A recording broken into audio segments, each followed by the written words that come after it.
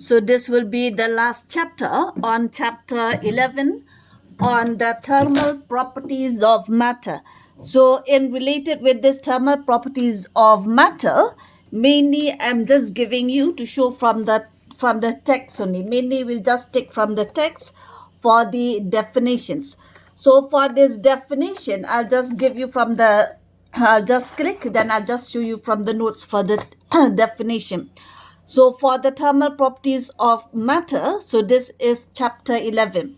So for this, for example, here we say for the temperature, we'll see the definition, what is temperature and what is temperature and heat. So it means here we have, from the text here, we have thermal properties of matter. Here the first line here we have that what is temperature? Temperature, it means it is a measure of hotness or coldness of a body. So this will give you for the definition of temperature. So for this also, since already it's given in the text, I'll just explain from the text itself. So here we see what is temperature. So temperature here, it means temperature is a measure of hotness of a body. So that will give you for the definition of temperature. Then here we have for it means temperature and heat. So it means temperature and heat also are related. Here we see that temperature, it is a measure or indication of hotness or coldness of a body. So this will give you for the definition. So for these two lines, you just take from the text. I'll just give you for the from where to take from the text. Then here we have, in the next page here we have, what is heat? It means here we have that heat is a form of energy transferred between the two systems. It means suppose we have that there are two systems. It means, for example, we have that there are two systems. We have this to be as a cold body and we have another this to be as a hot body. It means here we see that when the two bodies are brought in contact, there will be a flow of heat or a flow of temperature between one body to the other. So that flow of energy. So it means here we see heat is the form of energy transferred between the two systems. The two systems, it means between a cold body and a hot body, and the surrounding by the temperature difference, because one will be at a higher temperature, the other will be at a lower temperature. So that will be for the definition of heat.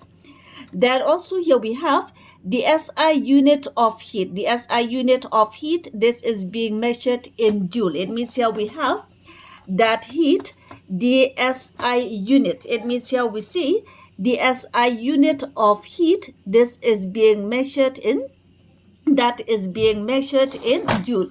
So this joule, this will give you for the SI unit of heat. And the SI unit of temperature. Temperature also will have a different SI unit. And the SI unit of temperature, this is being measured in Kelvin. So for this also, I'll just give you with the notes. I'll just give you from to take from the text. So it means here we have known what is the, it means here we have known the definition for temperature. The definition, what is energy? It means heat is the transfer of energy. We know the SI unit of heat and the SI unit of temperature. And also here we have, there is another relation. It means here we have that there are two scales we have. One we call it as the Fahrenheit. This we call it as the Fahrenheit scale.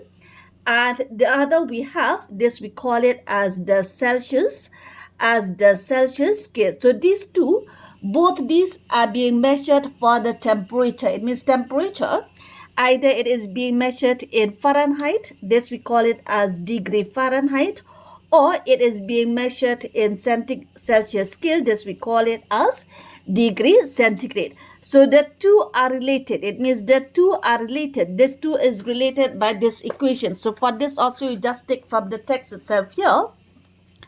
It means a relation for converting between the two scales. Between the two scales, it means that between the temperature, it means between this scale, the Fahrenheit and the centigrade scale. It is related by this equation that TF, here we have F, it means for the Fahrenheit.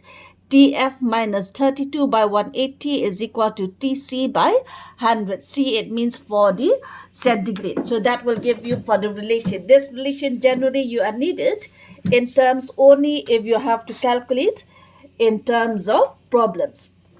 So then from here also we have on the next page. So then you see on the next page that we will have for the absolute temperature. It means if we have an ideal gas, then we have the absolute temperature. If we have an ideal gas, then what is the absolute temperature? So the absolute temperature of an ideal gas, this generally is taken as 273 degrees centigrade. This we call it as the absolute. This we call it as the absolute zero.